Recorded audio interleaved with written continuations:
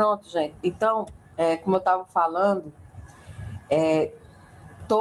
toda medicação intramuscular em menores de 2 anos tem que ser no vasto lateral da coxa. A gente sabe que as injeções intramusculares, a gente não pode usar todos os músculos do nosso corpo, né? Nós temos cerca de 650 músculos, mas não podemos utilizar todos. Quais são os músculos utilizados para administração do medicamento? O deltoide, que é do braço, o glúteo máximo, que é no bumbum, o ventroglúteo, que é aqui do ladinho, e o vasto lateral da coxa, tá? Só que em recém-nascido, não, em todas as... Isso, gente, é vacina, é medicamento, seja o que for. Mas, ó, lembrando, gente, é intramuscular, viu? Porque, por exemplo, subcutâneo, vacina subcutânea, você faz no braço, porque você não faz no músculo, você faz na gordura, porque é via subcutânea. Agora, no músculo, você não faz, no deltoide, você não faz. Intramuscular, em menores de 2 anos, é sempre no vasto lateral da coxa. Então, como a vitamina K, ela é intramuscular, ela é feita no vasto lateral da coxa, viu?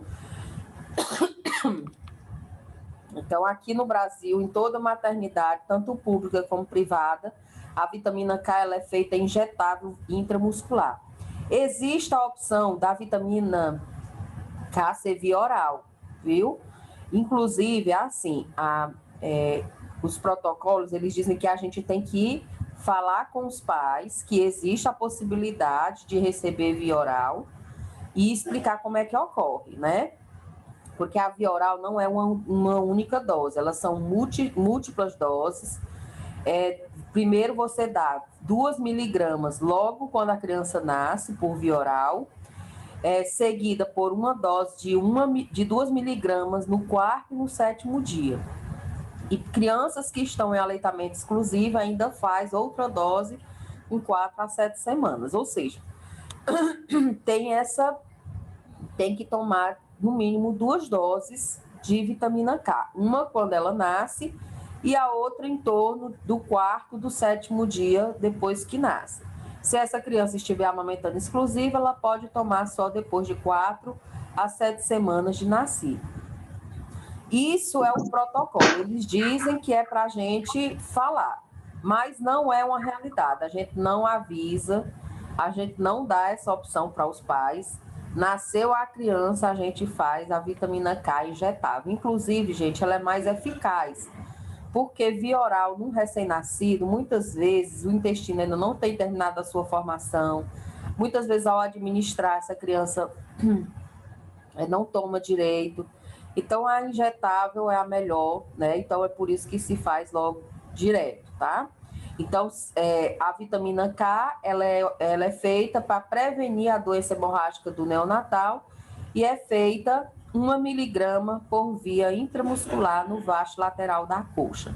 Normalmente, quando a gente já está preparando os materiais para prestar os cuidados do recém-nascido, antes dele nascer, a gente já deixa a vitamina K preparada, viu?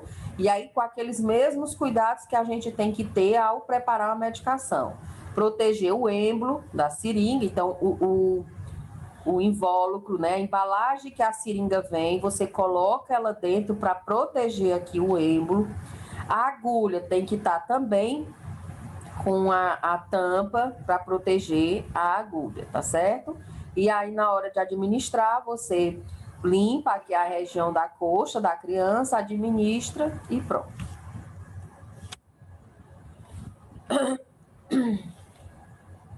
Outra coisa que também fazemos ainda na sala de parto são as medidas antropométricas. O que são medidas antropométricas? Antropometria, gente, é a ciência de medir o corpo. Então, medidas antropométricas, você vai medir a criança, tá?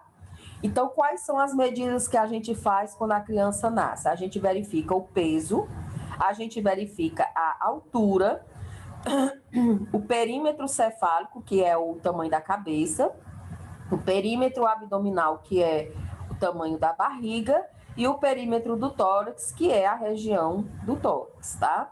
Em relação ao peso, você tem que já deixar preparada a balança, ela calibrada, tá? Você vai forrar só com um papel. A criança tem que estar completamente nua, sem fralda, sem roupa, sem o campo. Por quê, gente? Porque qualquer grama pode influenciar no peso dessa criança. A gente verifica o peso dessa criança porque a gente classifica essa criança tanto quanto a idade gestacional, que a gente vai ver lá no finalzinho do assunto, quanto ao peso ao nascer. Quanto ao peso ao nascer, a criança pode ser classificada em PIG, AIG e GIG. O que é PIG? É pequeno para a idade gestacional. AIG, adequado para a idade gestacional. E GIG é grande para a idade gestacional. Quando é que uma criança é classificada como PIG? Quando ela pesa menos de 2,5 kg. Quando é considerada AIG? Quando pesa 2,5 kg. Então, 2,5 kg é AIG. Agora, 2,499 kg é PIG. Viu? Então, 2,500 kg a 4 kg é AIG. É adequado para a idade gestacional. E o GIG é quando pesa mais de 4 quilos. Então, 4 quilos é AIG, tá? Só acima de 4 quilos, por exemplo, 4 quilos e 1 grama, aí seria GIG. Em relação à altura, a gente utiliza essa fita antropométrica, o nome dessa fita. Ela tem... a fita, ela é fixa, tá? Ela tem 2 cursor, um fixo que fica colado na cabeça da criança e esse que se movimenta para a gente medir. É importante, gente, que a planta do pé da criança, a criança normalmente fica com a perninha dobrada, você estica a perna da criança e a planta do pé da criança encosta aqui nesse cursor. Você não pode medir com o joelho dobrado e nem triscando a ponta do pé, não é. É a planta completamente colada aqui nesse cursor e o joelho da perninha completamente esticada. E essa região aqui que é fixa, coladinha na cabeça. Aí você verifica aqui o tamanho. Normalmente, os meninos nascem um pouquinho maior, mas também vai depender de cada criança, né? Mas é em torno de 50 centímetros, 49, 48 centímetros. O perímetro cefálico. Ultimamente, gente, o perímetro cefálico ele passou a ser muito importante. Na viagem, toda a vida foi. Só que, há uns anos atrás, teve aquela epidemia de microcefalia decorrente da infecção do Zika vírus. E aí, uma das formas de diagnóstico era justamente medindo o perímetro cefálico, tá? Que é medindo o tamanho da cabeça. A gente utiliza essas fitas antropométricas, essas fitas, aquelas mesmo de costureira, não tem? E aí você vai pegar a fita e vai passar por cima, acima das sobrancelhas, que é a região mais saliente da cabeça, é a região maior da cabeça, tá? Essa fita, ela não passa por cima, ela fica acima da sobrancelha, tá? O correto é que a criança tenha de 34 a 35 centímetros. Por que é importante? Porque menos pode indicar microcefalia, anencéfalo, e acima disso pode indicar, por exemplo, hidrocefalia, que é líquido na cabeça. Também, então, é um achado muito importante. O perímetro abdominal, que é para medir o tamanho da barriga, você vai pegar essa fita e vai passar por cima da cicatriz umbilical, tá? Ela deve ser de 2 a 3 centímetros menor do que a cabeça. A criança, quando ela nasce com a cabeça maior do que o tronco, né? Então, tanto o abdômen como o tórax tem de 2 a 3 centímetros menor do que a cabeça, porque o tronco ela é menor. Depois, à medida que a criança vai crescendo, isso vai se adaptando, tá? Por que é importante essa medida, né? Passando por cima da cicatriz umbilical, essa medida do abdômen, gente? Porque, por exemplo, com essa medida dá para a gente suspeitar, por exemplo, de problemas de má formação intestinal, tá? E o tórax, o perímetro torácico, você vai passar a fita por cima dos mamilos, né? Na altura dos mamilos, e também é de 2 a 3 centímetros menor do que o perímetro cefálico. Essa medida do tórax é muito importante para a gente diagnosticar, por exemplo, problemas cardíacos, tá? E estão relacionadas também em relação a essa medida. Então, essas são as medidas antropométricas. É importante que vocês saibam classificar o recém-nascido quanto ao peso. De extremo, vocês têm que saber fazer isso. E vocês saberem também o tamanho do perímetro cefálico correto e aonde é que passa a fita. O perímetro cefálico, a fita é acima das sobrancelhas, não é por cima nem abaixo, é acima. O perímetro torácico é por cima ou na altura dos mamilos e o perímetro abdominal é por cima ou na altura da cicatriz umbilical. Mas outro procedimento que é feito ainda na sala de parto é a identificação do recém-nascido, tá? Essa identificação ela é de extrema importância. Em algumas maternidades é identificado não só a criança, mas a mãe. Normalmente a mãe já entra no centro cirúrgico ou na sala de parto já com a pulseirinha de identificação, tá? Uma coisa importante, na pulseirinha da criança, a gente não coloca o nome da criança, porque a criança ainda não foi registrada. A gente coloca RN e aí coloca RN de fulana, nome da mãe, tá? Nome completo da mãe. Então, você coloca RN de fulana, o nome da mãe, tá bom? Então, cada bebê deve ser identificado, né, antes de deixar a sala de parto. É uma pulseira própria, colocada no RN. O que é que tem que estar escrito nessa pulseira? O nome e sobrenome da mãe. Então, não é o nome da criança. Você coloca, normalmente a gente coloca assim, RN de Maria Francisca de Souza, tá? Coloca, além do nome completo da mãe, coloca a data do nascimento e a hora do nascimento e o sexo. Essas são as informações primordiais em relação ao que deve constar na pulseirinha de identificação do recém-nascido.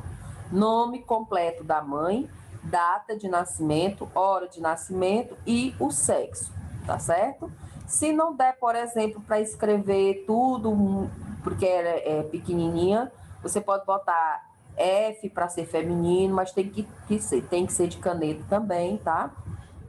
E coloca ou na perninha ou no bracinho da criança. Em caso de partos múltiplos de gêmeos, você identifica, além de colocar o horário, porque normalmente a diferença é de minutos, segundos de um para o outro, você também coloca a ordem, o primeiro que nasceu, o segundo que nasceu, o terceiro que nasceu, tá? E outra coisa que é muito importante é levar essa criança para ter o contato com a mãe, né? E isso serve para o parto normal, isso serve para a cesariana, tá? A mãe, ela fica muito nervosa para ver o filho, ela vê chorando e não consegue visualizar. Então, é importante. Se não tiver nenhum problema, na hora que nasce, a gente já mostra a criança para a mãe. Se não tiver como, porque precisa fazer os cuidados o mais rápido possível, a gente, depois de vestir a criança, de fazer os cuidados, a gente leva para ter contato com a mãe e também para amamentar. Se não tiver nenhuma contraindicação, o mais rápido possível você colocar essa criança para amamentar, porque só vai ter benefícios, tanto porque a criança vai estimulando, então a descida do leite, que é a pojadura, vai vir com mais rapidez, e também o útero da mãe vai se contrair, evitando hemorragias.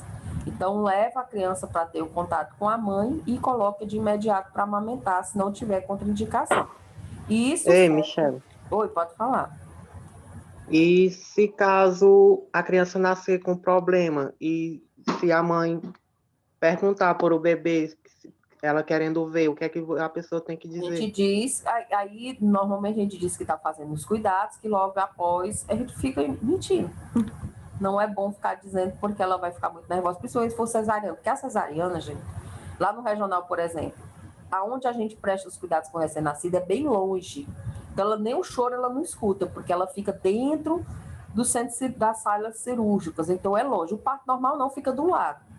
Então, a gente não é bom durante o ato cirúrgico ou lá durante o procedimento a gente falar o que está acontecendo. A gente só diz que está fazendo os cuidados e assim que terminar a gente leva a criança para entrar em contato com ela, viu?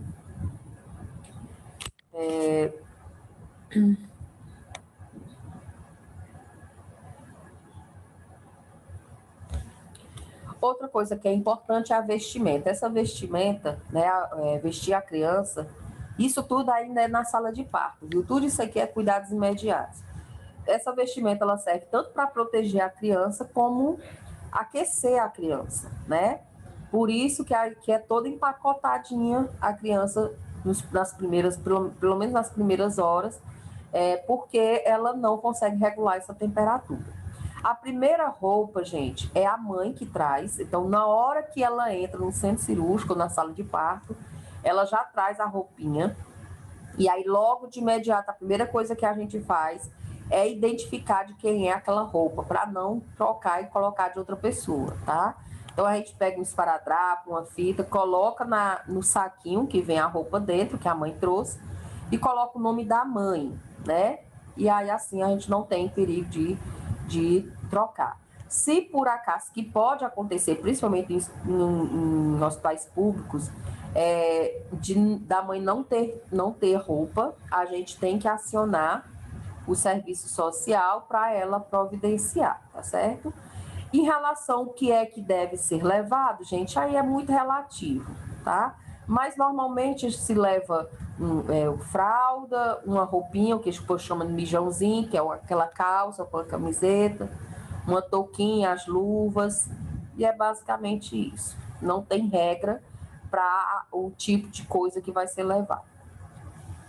E aqui são os registros, gente. Esses aqui são os livros que tem lá no regional, mas é assim, gente, cada instituição adota uma forma, hoje em dia muitos hospitais já estão tudo informatizado, então às vezes nem livro não é, mas esses são os que tem no regional. Então tem o livro de procedimentos da sala de parto, tem um livro do relatório de enfermagem e o livro de registro nascido vivo, tá? Então, esse livro de procedimentos na sala de parto, ele é feito um relatório geral, é feito... aqui você...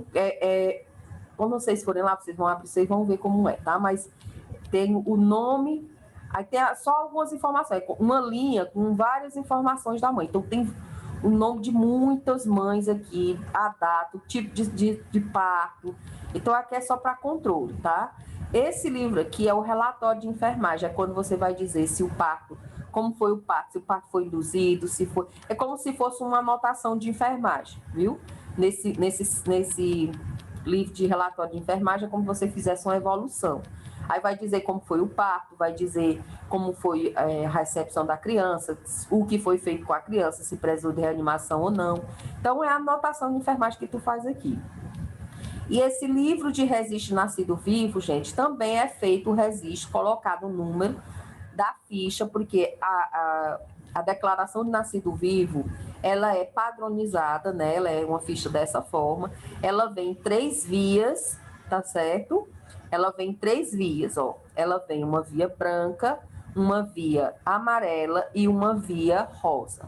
A via branca fica no hospital, porque o hospital tem que enviar para a Secretaria de Saúde, para depois ser enviada para o Ministério da Saúde. A via amarela, ela é entregada para o pai ou responsável, porque ela é utilizada para fazer a certidão de nascimento. E a via rosa fica no hospital, tá? Ela é guardada no hospital, por quê? Caso o pai perca, tem uma via guardada lá. Então, tem como ir e voltar lá no hospital e procurar. Mesmo assim, tem um livro para você fazer os registros, porque cada ficha dessa é registrada um número e aí é colocado lá para uma forma de controle. Essa ficha, como ela vem em 3 vias, ela é carbonada. Então, você escreve aqui na branca e as outras vai sair a mesma coisa. Então, não precisa escrever 3 vezes a mesma coisa, tá?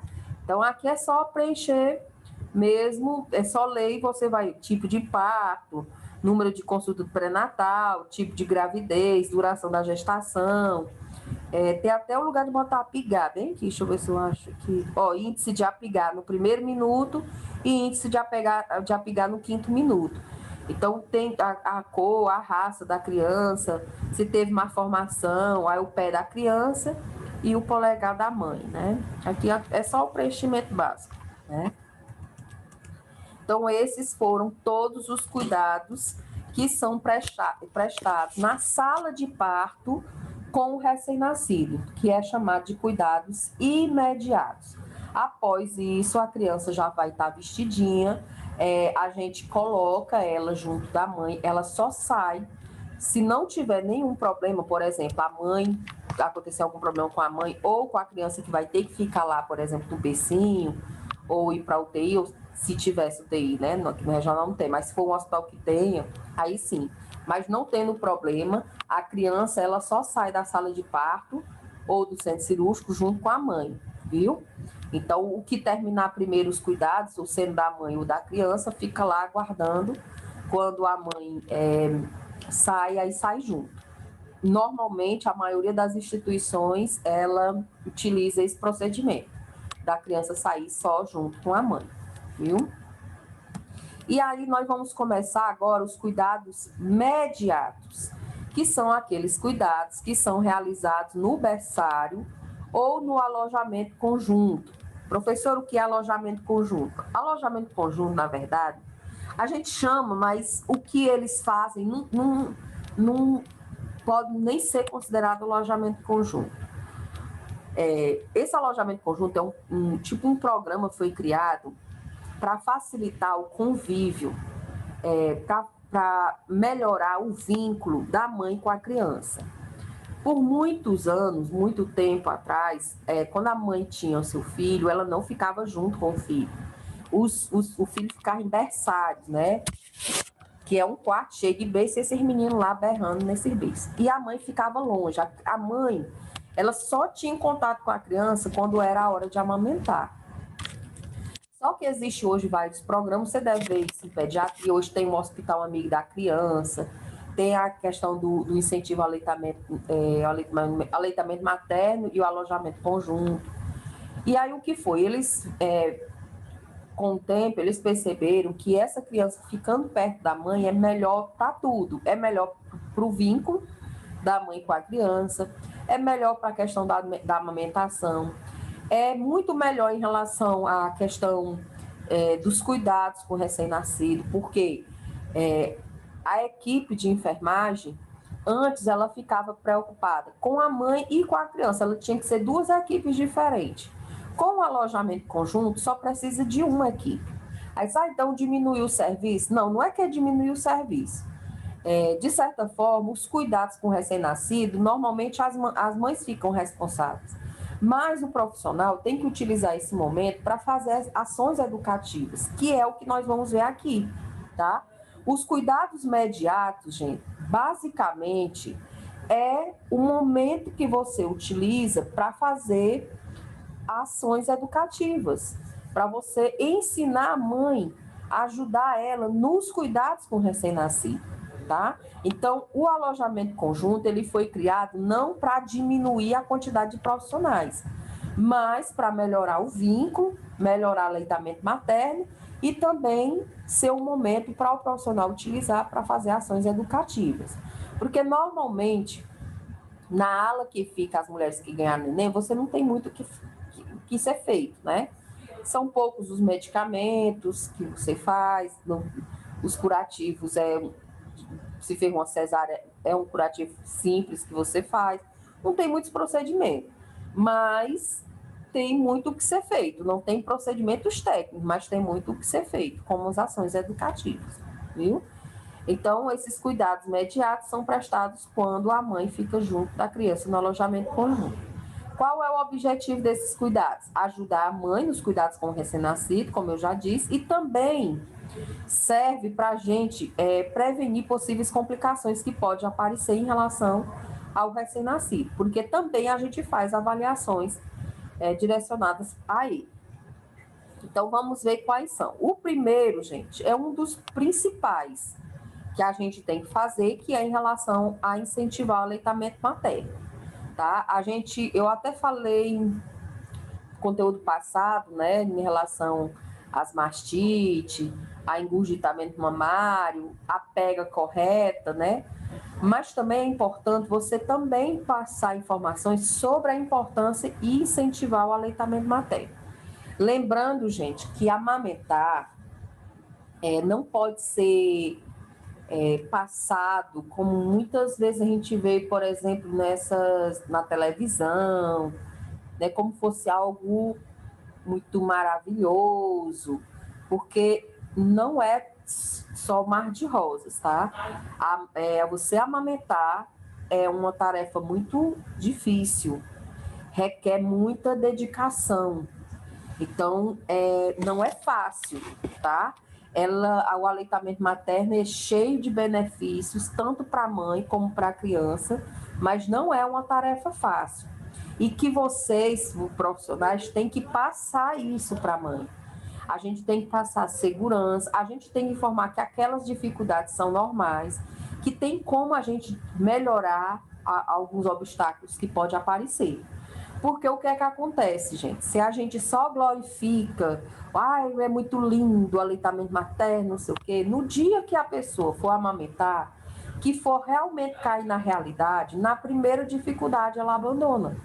Ela traz logo o mingau e empurra o mingau na goela desse menino, a mamadeira na goela do menino. Então, a gente tem que preparar essas mães desde lá do pré-natal para essas dificuldades, tá certo? Então, a gente deve estimular o aleitamento materno precoce, porque vai ter vários... Eu tenho descrito aqui as vantagens, tanto para a mãe como para a criança, depois a gente vai ver. Então, quanto mais cedo você colocar essa criança para amamentar, melhor, tá? Criar um ambiente tranquilo, de apoio e proporcionar conforto físico. Muitas vezes, muitas mães não conseguem ter a apojadura, que é a descida desse primeiro leite, logo de imediato, e aí elas ficam muito estressadas. A gente tem que acalmar, dizer que é normal, que pode passar até 3 dias sem ter leite, mas que ela vai ter muito leite. Que quanto mais colocar a criança para mamar, mais a possibilidade desse leite crescer, nascer, ser produzido, porque o que faz criar leite tem que colocar isso na cabeça do povo, que não é cerveja, que não é caldo de cana, que não é nada, é a estimulação, porque o leite ele é produzido a partir de 2 hormônios, que só são produzidos quando a mama é estimulada. Nada mais vai fazer a mulher produzir leite a não ser a estimulação. Porque quando o leite ele é produzido por um hormônio chamado prolactina, que só é produzido quando estimula a mama. E o leite só sai quando a ocitocina, que é outro hormônio que é produzido com a estimulação, que faz com que o leite saia. Então, não tem segredo, não tem outra coisa, nada que disser que não seja a estimulação. Então, quanto mais rápido você botar essa criança para mamar, mais rápido vai produzir o leite. E aí você deixar essa mãe o mais tranquila possível, porque também o estresse pode interferir até nessa produção desses hormônios. Então, a gente tem que acalmar, que é normal, que vai descer o leite, ela só tenha calma e dar apoio e conforto para ela. Não permitir que deixe os recém-nascidos serem amamentados por outras mães. Isso, gente, é de grande responsabilidade, inclusive vocês podem até sofrer processo por causa disso. O que é que acontece? Até hoje a gente escuta um caso ou outro, que inclusive passou até numa novela esse procedimento, e aí o Conselho de Enfermagem saiu condenando, né? Que era um negócio das mães de leite. Gente, isso não pode. A maioria das doenças que são transmitidas pelo sangue também são transmitidas pelo leite. E ninguém sabe da vida de ninguém. Às vezes nem a gente sabe, por exemplo, a AIDS é uma doença que é transmitida pelo leite materno e que tem muitas pessoas que são contaminadas e não sabem, porque é uma doença que ela é de curso longo e que muita gente passa anos para ter os sintomas, então nem sabe, tá? E qualquer pessoa que teve pelo menos uma relação sexual desprotegida, ela já é considerada de risco para ter não só AIDS, mas qualquer DST. Então, para você ser contaminado com qualquer uma DST, você só precisa de uma relação sexual desprotegida. Então, não é para confiar. E quando a mãe e o bebê estão lá sob os nossos cuidados, nós somos responsáveis. E por que eu disse que vocês podem sofrer processo? Se acontecer um problema desse aí, gente, de uma criança ser contaminada e eles colocam. Porque o que acontece? Tem mães que não descem leite de jeito nenhum. Aí do lado, e teu filho berrando, se acabando de chorar, de fome. Aí do lado tá uma outra mãe botando mais leite do que não sei o quê. E aí oferece, né? E aí dá. Mas o risco é enorme. E você é responsável por os cuidados. Enquanto estiver sob os seus cuidados, você é responsável por ela. Se acontecer alguma coisa, eles podem até lhe processar por causa disso, porque você deixou. Viu? Mesmo que tenha sido eles que foram atrás. Porque vocês é que estão sendo responsáveis pelos cuidados, tá bom? Então, não pode. Vocês falem, olha, você daria sangue de qualquer pessoa, ia pegar o sangue de qualquer pessoa aí, sem fazer exame, e ia fazer a transfusão do seu filho? Pois é a mesma coisa, as mesmas doenças, a maioria das doenças que são transmitidas pelo sangue, são transmitidas pelo leite materno. Então, não deixe, não pode ser amamentado. E deixe bem claro que corre o risco, viu? Você vai orientar quanto às dificuldades em amamentar, e aí você vai dar, por exemplo, engurgitamento, que a gente já falou, todas aquelas informações que a gente já falou, vocês vão falar, para evitar engurgitamento, o que é que tem? Sempre quando for amamentar, tirar um pouco de leite para a mama ficar macia, porque fica mais fácil da criança pegar. Orientar quanto à ordenha manual e conservação, né? Como é que se tira esse leite de forma manual, não há necessidade de bomba, mas também se tiver a bomba também dá para ser feito. E como conservar esse leite para dar à criança depois. Eu coloquei aqui algumas informações, depois eu vou falar para vocês. E o importante, oferecer o leite materno exclusivo durante os 6 primeiros meses de vida. E após 6 meses, continuar amamentando e introduzir outros alimentos.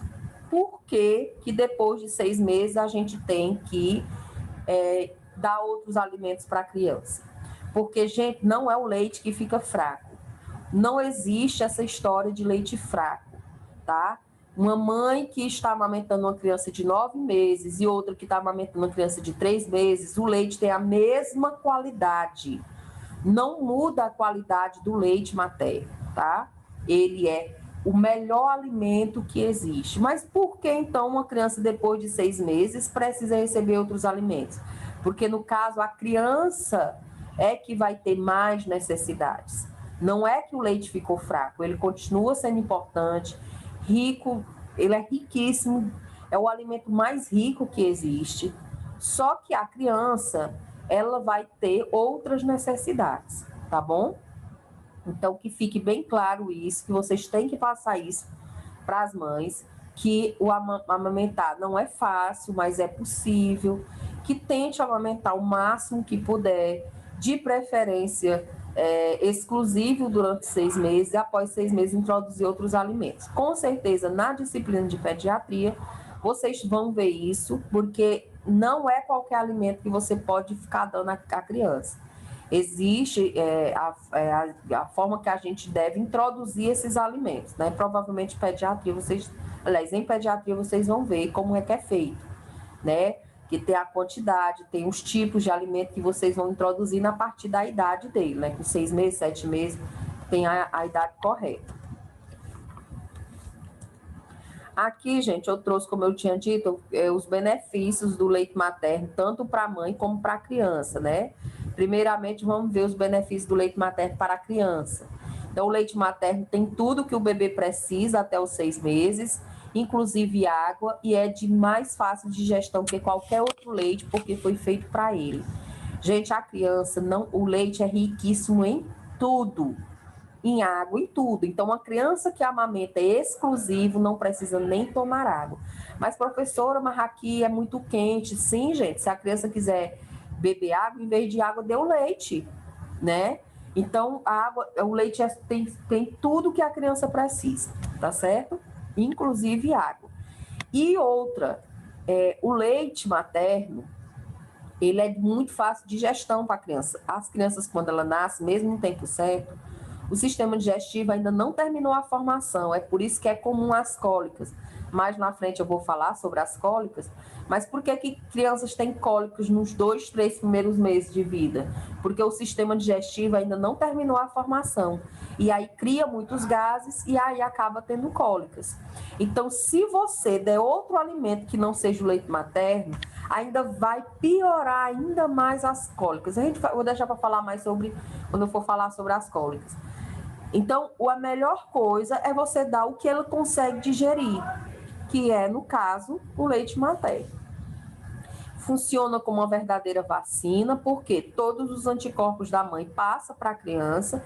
Lembrando que essa imunidade, ela é uma imunidade passiva, e a imunidade passiva, ela dura pouco tempo. É por isso que as crianças têm que ser vacinadas, porque através da vacina ela vai receber a imunidade ativa, que é uma imunidade que dura por muitos anos, inclusive algumas pela vida inteira.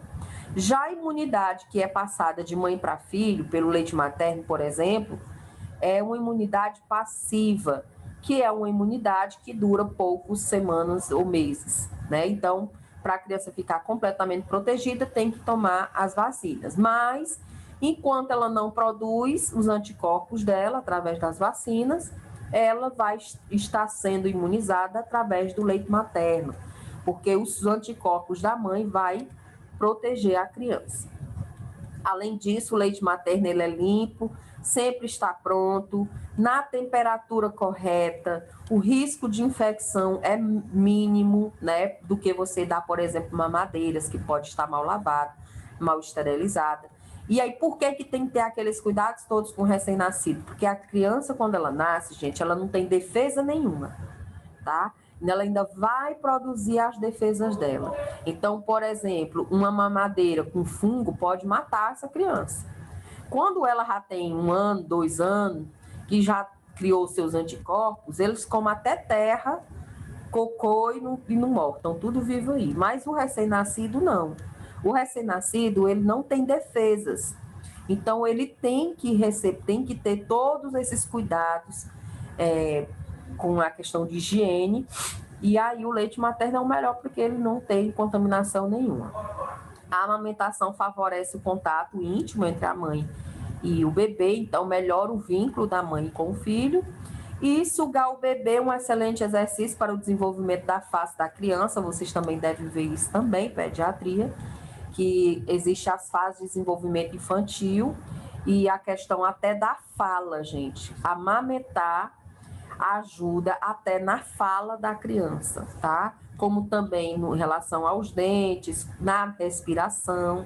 Então, só tem benefícios. Esses são alguns benefícios que a gente encontra no aleitamento materno.